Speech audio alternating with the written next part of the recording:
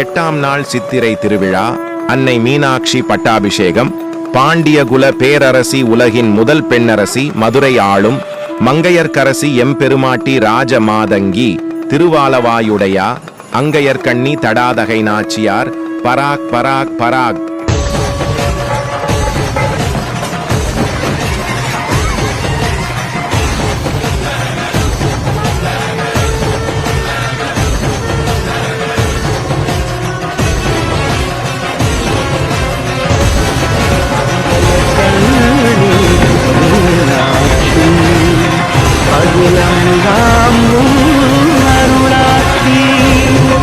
Alavai Azhagan சரிபார்